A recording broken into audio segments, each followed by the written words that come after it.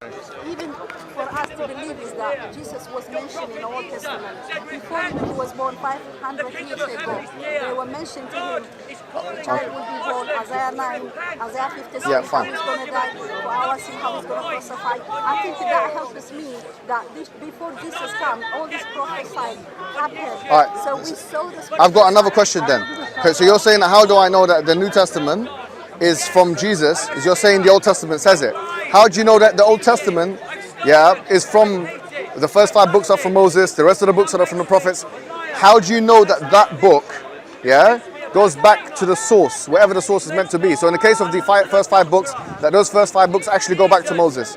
The reason why I ask you this question is this, is because in Islam, when we read the Quran, or when we have a hadith, we say that, look, there's a chain of narration. So that chain of narration is that we say, for example, that the Prophet spoke to this person, spoke to this person, spoke to this person, and then we can have a chain of narration. But the thing is, John existed 95 years after Jesus. So what makes us know that John first of all, he didn't meet Jesus. So who is narrating that information to John? So we say that there's a problem with narration here. There's no precedent. There's no provenance. How do we know? Because the burden of proof is upon the one who's making the claim. So if you ask me, like with the Quran, what's the chain of narration? I can give you 10 chains of narration. I can say this person told this person, told this person, told us. So the Quran's not changed. We don't.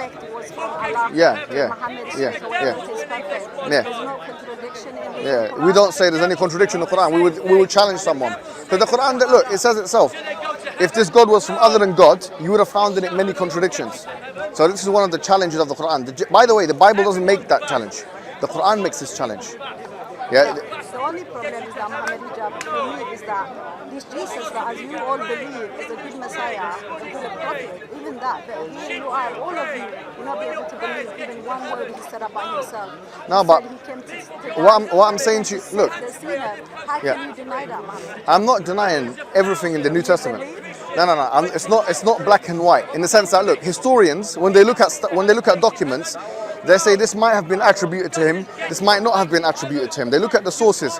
So we know with the New Testament there's different sources, Q source, T source, whatever it is, and we look back. Even though, Muhammad Hijab, I didn't see any problem in the New Testament, for me, those men, all of them followed Jesus, they ate with him, they drink with him. What's the proof for that?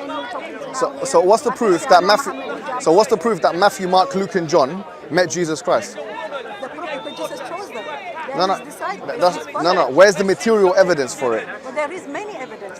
Where can you give me one? I can't give you exactly now, but for me, as Bible is my book, and I'm sure you will agree with me as Quran is your book, I believe everything in the Quran, I believe everything in the Bible. But the only my question is that I want my beautiful brother, sister, Muslim to know this truth. It is the truth. I want not only you guys, but the whole world.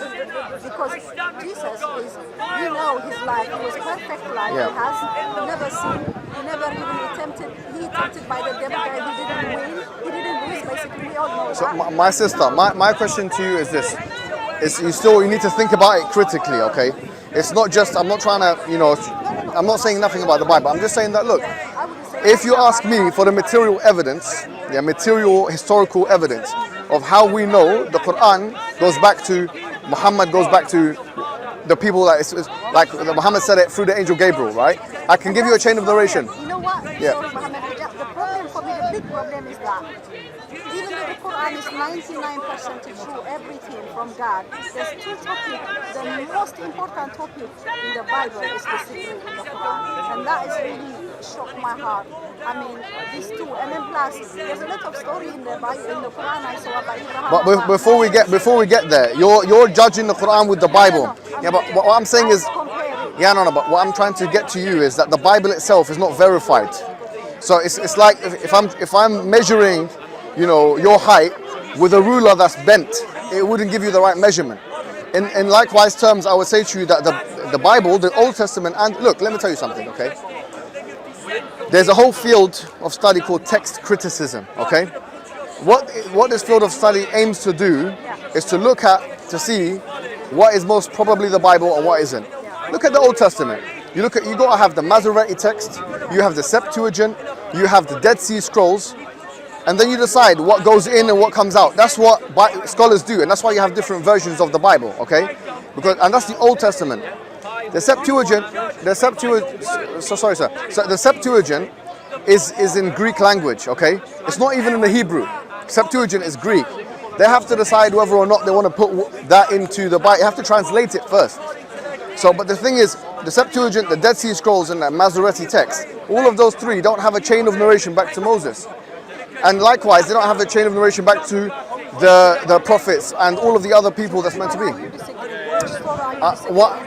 What I'm saying to you is because of this, we don't know what Moses actually said. It's possible. I'm not saying that the Bible is all wrong. I'm not saying this. Yeah, I'm not saying the Old Testament is all nonsense. I'm not saying that. And I'm not saying the New Testament is all. What I'm saying is that as it stands, there's no way of finding out. I mean, let me ask you a question. Do you know there's 27 books of the New Testament, yeah? Why is there 27 and not 28 or 26? Do you know the reason?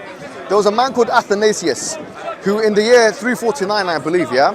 He came and decided that it's going to be 27. Now, he decided up until Book of Revelation, okay? My question now is, why does he have the permission to decide how many books are in the New Testament? Why does he have that permission?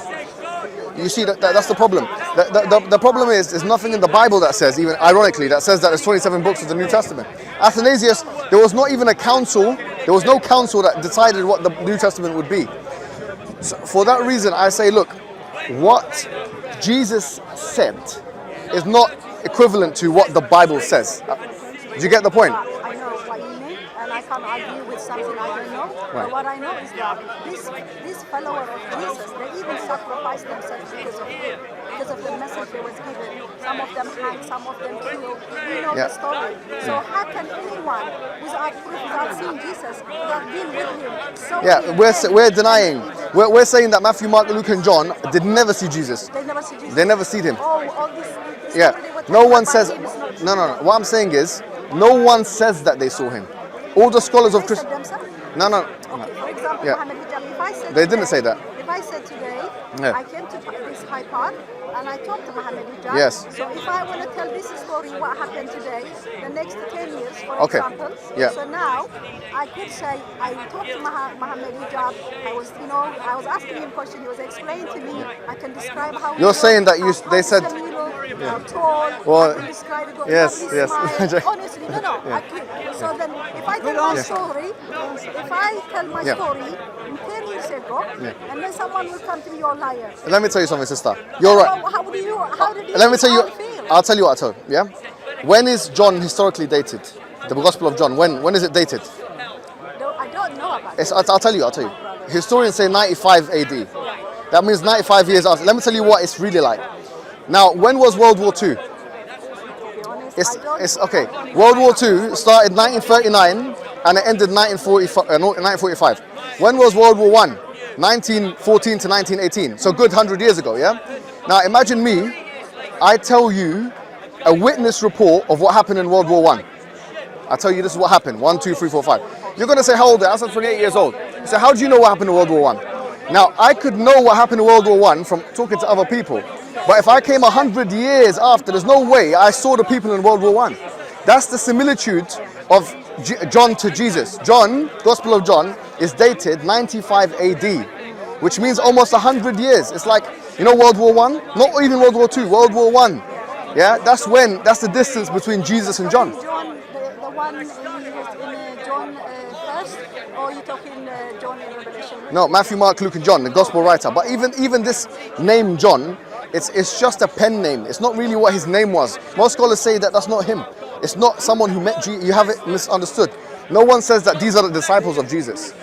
The historians and text critics don't say that Matthew, Mark, Luke, and John, the Christian ones, not the Muslim ones or the Jewish ones, the Christian ones themselves. They say that these people are not people that ate and slept and or this and with Jesus Christ. Likewise, on the other hand, we say that the Quran and the Hadith is narrated and preserved by those people who actually walked with the Prophet Muhammad, his friends. So we have the list of names of his friends. So Prophet Muhammad's friends, like Abu Bakr and Umar and Uthman and Ali, you know, and Zubayr and this and that, and all and his wives and Those people, they were following Muhammad. Yes. His companions. Yes. So everything they said in the Quran is true. Exactly. So what we say is that the Quran was recorded by the Sahaba, the companions, whereas the Bible was not recorded by the disciples. It's but First of all, where's the evidence for that? To be honest, I can't give you evidence today. Faith is not about evidence. No, but no one says know that though. We all believe God, not because we saw him or we touched him. This is Yeah. what So makes so us then we can be different Hindu, from we can be everything. Sikh, we can be Buddhist. No, that's why we're different. Yeah. From Hindu, Sikh, me and you are different. Is because we know there's a creator. We know that. Yeah, Sikhs believe in Creator as well. There might be, but it doesn't matter. Within Christianity, some people might have different Jesus. They might say something different, but that does not matter. But for me, the Bible is the base for me. Yeah, but your base, that's the problem. You said that there is evidence, but what I'm saying is that Christian scholars themselves, they deny this. Bruce Metzger, he wrote a book. He denies. I don't follow scholar. I follow the book. Fine, but you have to have evidence. Look, let me tell you something, sister. Let me tell you something. What if I go to me and my friends in university? They decide to make a new version of the Bible. We'll call it the new 2020 version of the Bible. Like you have the new international version, this and that. We mix up the manuscripts and we say, hey, this is your base. What would you say to me? The story still stands about Jesus' story, why he came, what purpose did God send him. But I understand this. He died on the cross for the whole humanity. Muhammad Hijab, that story, I don't care what changes, everything else changed. But this beautiful story never changed. Look, what we're saying is, how do you know?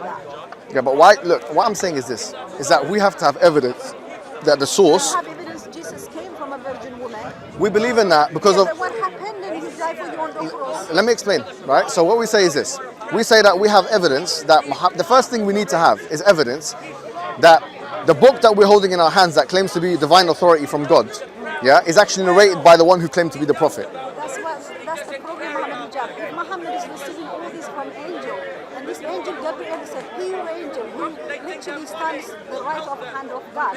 So even if you put in the spirit, that's fine. But this angel, I wouldn't say this angel is lying, telling Muhammad different story and telling Mary different Exactly. story. And that is really questionable. No. Yeah. So here's what we would say. Look, we would say that before, if you look at the Bible, you'll find contradictory verses in the sense that you'll find that sometimes Jesus, he says, do not go in the way of the Gentiles, for I was only sent for the lost sheep of Israel, right? But that's not contradiction. No, and then you have, you have other verses that yeah. But okay, so look, the reason why we say, our narrative is this. We say that those who came before, Jesus, Moses, Abraham, etc., they came for their people and their time.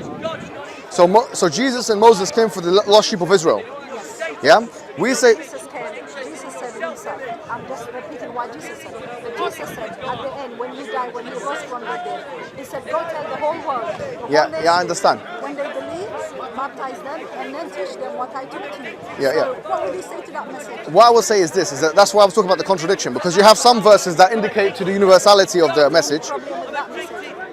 What I'm saying is, you have some verses in the New Testament that indicate to universality, and other verses which indicate to exclusivity to children of Israel. But what we're saying,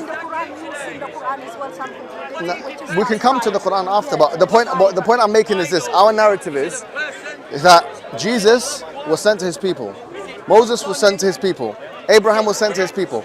We say that Muhammad ﷺ was sent to everybody. Muhammad sent only for Islam or for everybody? For everybody, because the Quran says, وَمَا أَرْسَلْنَاكَ إِلَّا كَافَّةً لِلنَّاسِ. We haven't sent you except for all of the human beings. Yeah, so this is what it says in the Quran. So the Quran says that like Muhammad, he sent us for the whole world. That's right. What about Jesus then? So we say that Jesus was sent to the children of Israel. That's what Jesus says. He said it, he might say that, probably for that. According to the New Testament. Right. Probably for that specific time, there is a reason maybe he say that, but that doesn't mean Jesus came to save only the Jew. I wouldn't be saved then, I'm a Gentile. No, exactly. Look. Let me ask you a question. Moses, when Moses was sent, who was he sent to? Moses saved Israel from Egypt. Alright, so good. So he sent to the people of Israel, right? Yeah, because they were a slave in Egypt. Alright, so is there a problem of a prophet of God being sent to only one group of people? Because they were slaves, they needed it. Yeah, no, but it's not just, he's not the only prophet, right? You have many prophets in the Old Testament. God chose you, Muhammad Hijab. God can choose you to But sister, the idea of God sending a messenger or a prophet to only some people and not others, this is something within the Old Testament that you must agree. If you, Absolutely. yeah, I agree. But what I'm saying is Moses been sent to Egypt specifically for those. not just Moses. We have other prophets. Of course, all Yeah. like for example Abraham. Or Yeah. Even though Abraham is not mentioned as a prophet in the Old Testament, but yeah, I agree with you. He's not even. Yeah. So what I'm saying is, But he's a patriarch and so on. Abraham is the faith for us. Even for us to be called the children of God is because of Abraham's faith. So anyone come from Abraham is basically saved by faith. I get you, but what I'm saying to you is that the idea of a prophet coming to some people and not to other people is something acceptable, right? Because it's something which even the Old Testament says. So the Old Testament says that you can have some prophets that are sent for not all of the people, but some people, like David or Solomon. David was a prophet, Moses was a prophet. These are all prophets, right? So what we're saying is that Jesus fit the same category, as all of those prophets that came before. He was sent to some people. Okay, let me ask you a question. You believe that David was a prophet, yeah? It's in the. David is like a king who loved God. Yeah, he's also. I agree, but he's also a prophet in the Bible. Never like preaching anything like that. No, but he's a prophet. He's a prophet according to. Yeah. So okay, let's take him as an example. Moses is a prophet, right? But let's take David as an example. When David came, when he was preaching, or Solomon when he was preaching, or when all of these people, do we have what they said written word for word? What we have David the whole. No. What I mean is, we have some stories, but what they actually narrated, their books, their message. Samuel, 2 Samuel. But not in its entirety. I understand that. Yeah, you have narrations. Exactly. Yeah. You know the story. You guys believe in this? Look, we believe. Of course we do.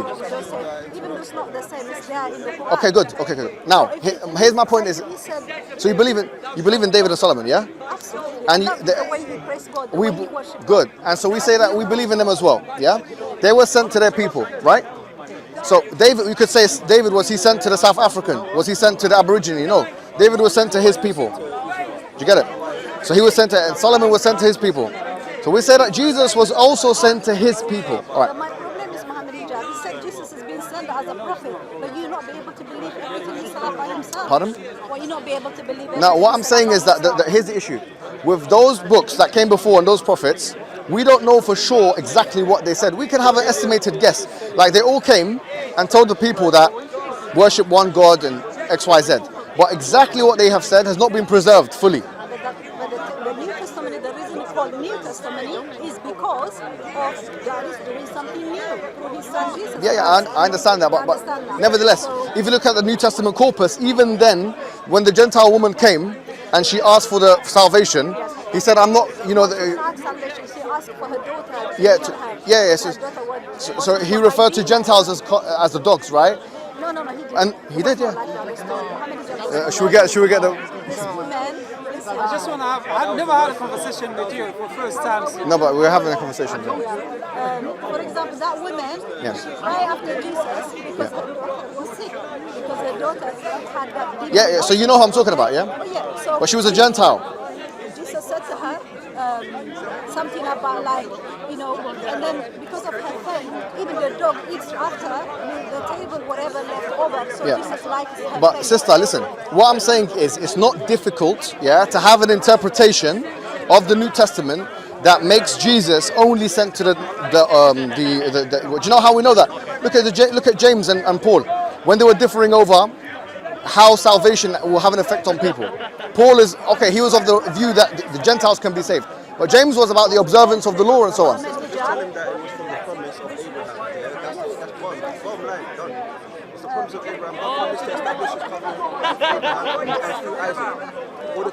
The point I'm making to you is simple, The point I'm making to you is simple, is that you can interpret the Bible, the New Testament, as an exclusive message to the children of Israel for Jesus.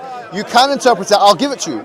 You can interpret it as a universalist message as well. I'm big open, But there are these contradictory verses. We can't lie about it.